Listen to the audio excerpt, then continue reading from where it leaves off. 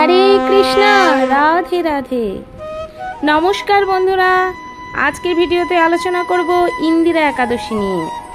আগামী 16 এবং 17 সেপ্টেম্বর ঠিক কোন দিনে ইন্দিরা একাদশী পড়েছে, কোন দিন ইন্দিরা একাদশীর ব্রত পালন করবেন এবং একাদশী কিভাবে পালন করবেন, একাদশীর পারণ কখন করবেন, এই নিয়ে সম্পূর্ণ বিস্তারিত আলোচনা করব আজকের ভিডিওতে।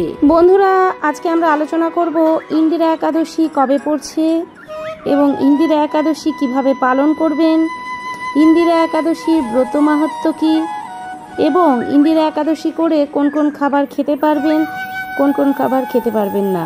ভিডিওটি সম্পূর্ণ দেখার অনুরোধ রইল। যারা আমার চ্যানেলে নতুন এসেছেন, চ্যানেলটিকে সাবস্ক্রাইব করে বেল আইকনটি অন করে দেবেন। আমার চ্যানেলের সমস্ত ভিডিও আপনাদের কাছে আগে পৌঁছাবে। সবাই বলুন রাধে রাধে। যত ব্রত রয়েছে তার মধ্যে একাদশীর ব্রত হচ্ছে শ্রেষ্ঠ ব্রত। এই একাদশীর ব্রত পালন করলে ভগবান বিষ্ণুর অপার কৃপা লাভ করতে পারেন। চলুন বন্ধুরা, এবার আলোচনা করব ইন্দিরা একাদশী ব্রত ঠিক কবে পড়েছে, কবে ইন্দিরা একাদশী ব্রত পালন করবেন।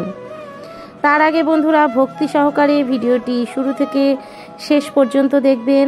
কমেন্টে ভক্তি সহকারে লিখে যাবেন জয় শ্রীকৃষ্ণ, রাধে রাধে। 4 সেপ্টেম্বর আমরা 500 একাদশী পালন করেছিলাম এবং এই ভাদ্র মাসের শেষ একাদশী হলো ইন্দিরা একাদশী, যেটা পালন করতে হবে 17 সেপ্টেম্বর 2025 বুধবার। ভক্তি ও নিষ্ঠা সহকারে এই ইন্দিরা একাদশী ব্রত পালন করতে হবে এবং এই ইন্দিরা একাদশী ব্রত পালন করলে আপনার পিতৃপুরুষদের উদ্দেশ্যে তর্পণ করা হবে এবং পিতৃপুরুষদের উদ্দেশ্যে সমস্ত পাপ ক্ষয় হবে। এই একাদশী যেহেতু পিতৃপক্ষে শুরু হচ্ছে, তাই এই একাদশী করলে আপনার পিতৃপুরুষদের আত্মা শান্তি পাবে এবং মুক্তি লাভ করবে। আসুন বন্ধুরা, এবারে আলোচনা করব ইন্দিরা একাদশীর ব্রত মাহাত্ম্য কী, অর্থাৎ ইন্দিরা একাদশীর ব্রত কথা। রাজা ইন্দ্রসেনের নাম অনুসারে এই একাদশীর নাম হয় ইন্দিরা একাদশী। মহিষ্মতি নগরে ইন্দ্রসেন রাজা বাস করত। অতি ভক্তিবৎসল দরিদ্র পরায়ণ ছিলেন এই রাজা। পৌত্র পুত্র নাতি নাতনি সবাইকে নিয়ে রাজা খুব স্বাচ্ছন্দ্যে সুখে দিন কাটাচ্ছিলেন এবং ভগবানকে স্মরণ করতেন, ভক্তি করতেন। অতি প্রজাবৎসল ছিলেন এই রাজা। কিন্তু একদিন নারদ মুনি এসে বললেন, হে রাজন, আপনার সুখ সমৃদ্ধির রাজ্য দেখে, আপনার পরিবারের সুখ দেখে অতি ভালো লাগছে, কিন্তু আপনাকে একটা দুঃসংবাদ দিতে আসলাম। রাজা বললেন, নারদ মুনি কী সংবাদ এনেছেন? তখন নারদ মুনি বললেন, আপনার পিতা নরকে নরক যন্ত্রণা ভোগ করছেন। তখন রাজা অতি বিস্ময় ভীত সন্ত্রস্ত হয়ে গেলেন। বললেন, এ কি বলছেন নারদ মুনি? আমার বাবা কেন নরক যন্ত্রণা ভোগ করবেন? তখন নারদ মুনি বললেন, যার যার পাপ কর্ম তার ফলেই কিন্তু নরক যন্ত্রণা ভোগ হয়। আমাদের মানব জীবন হেতু করা সমস্ত পাপ, জন্ম জন্মান্তরের পাপ, নরকে গেলে তার বিচার মেলে। তাই আপনার পিতা নরক যন্ত্রণা ভোগ করছেন। তখন রাজা নারদ মুনির কাছে এর পরিত্রাণ জানতে চাইলেন। আমি পুত্র হিসাবে কি করতে পারি নারদ মুনি? তখন নারদ মুনি বললেন, হ্যাঁ, আপনি আশ্বিন মাসের কৃষ্ণপক্ষে একটি একাদশীর ব্রত করবেন। এই ব্রত করলে আপনার পিতৃ সমস্ত ঋণ শোধ হয়ে যাবে এবং সমস্ত পাপ থেকে মুক্ত পাবে। ভগবানের পায়ে তার ঠাঁই হবে। বিষ্ণু বৈবর্ত পুরাণে বলা রয়েছে যে যে মানুষ এই একাদশীর ব্রত পালন করে তার নিজের মঙ্গলের সাথে সাথে পিতৃপুরুষদের আত্মার শান্তি হয়। তাই রাজা ইন্দ্রসেন আশ্বিন মাসের কৃষ্ণপক্ষের তিথিতে ইন্দিরা একাদশীর ব্রত পালন করলেন। এতে রাজার মঙ্গল হলো অবশ্যই, কিন্তু তার সাথে সাথে তার পিতৃপুরুষরা যাদের নরক যন্ত্রণা ভোগ করছিল, যারা পাপ থেকে মুক্তি পেল। আশ্বিন মাসের কৃষ্ণপক্ষে পিতৃপক্ষের সূচনা হয় এবং পিতৃপক্ষ চলতে থাকে।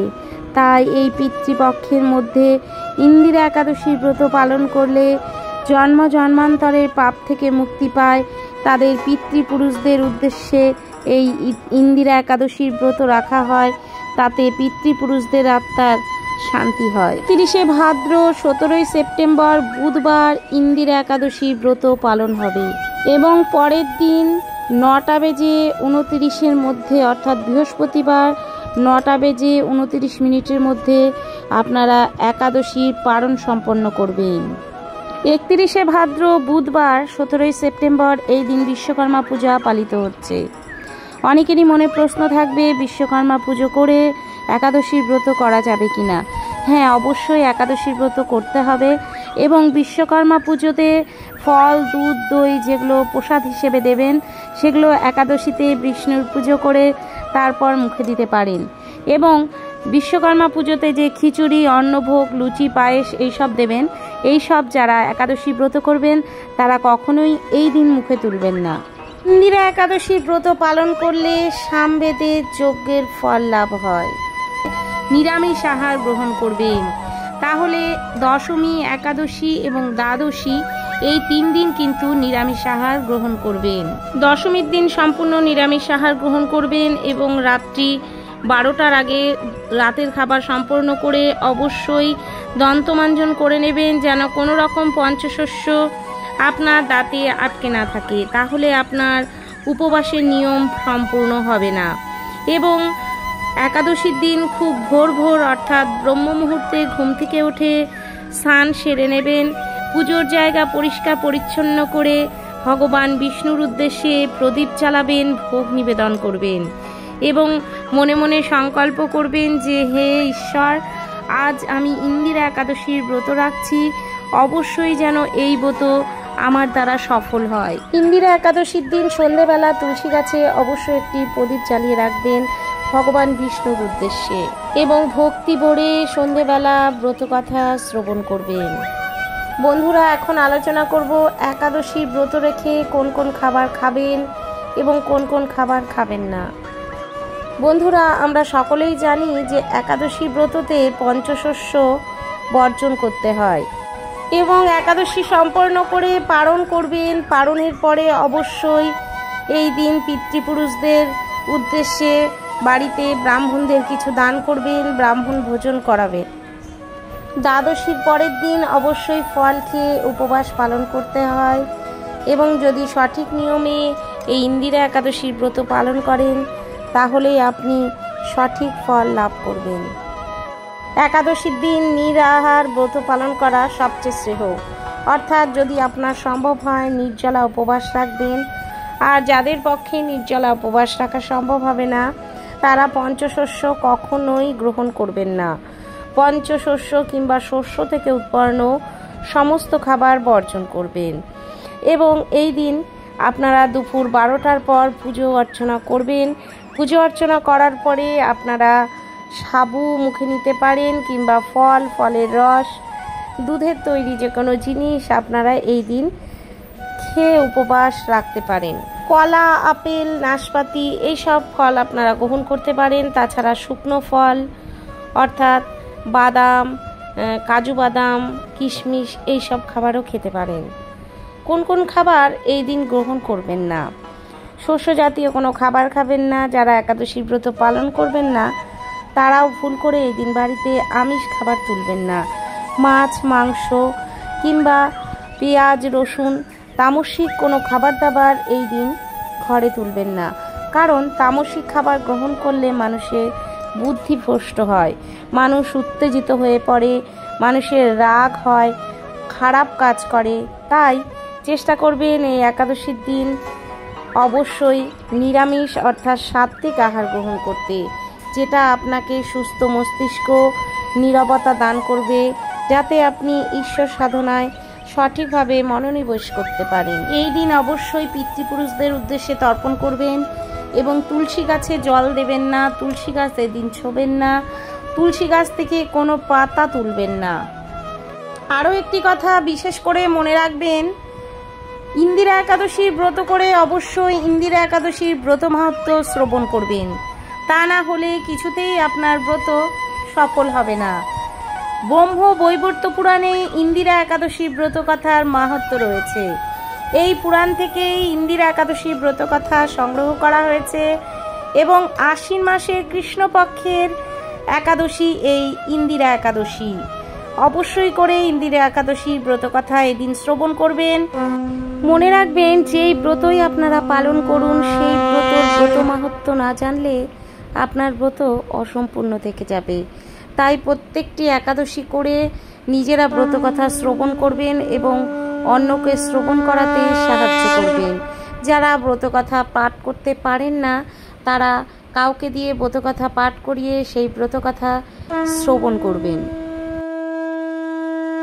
দয়া করে চ্যানেলটিকে সাবস্ক্রাইব করে বেল আইকনটি অন করে দিয়ে রাখবেন, তাহলে আমি ভিডিও আপলোড দেওয়ার সাথে সাথে ভিডিও আপনাদের কাছে পৌঁছে যাবে।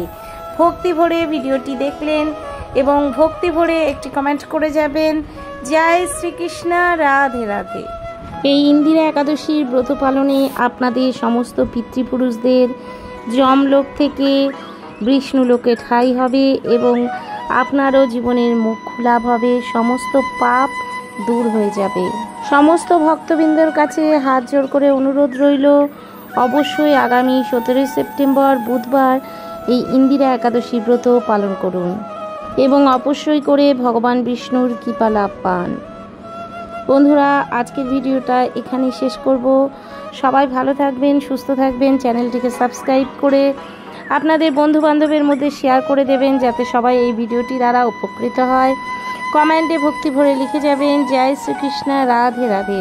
আজকের মতো এখানে বিদায় নিচ্ছি। সবাই ভালো থাকবেন, সুস্থ থাকবেন। আপনাদের সাথে সাক্ষাৎ হবে আবার কোনো একটা ঐশ্বরিক ভিডিওতে। রাধে রাধে, জয় শ্রীকৃষ্ণ।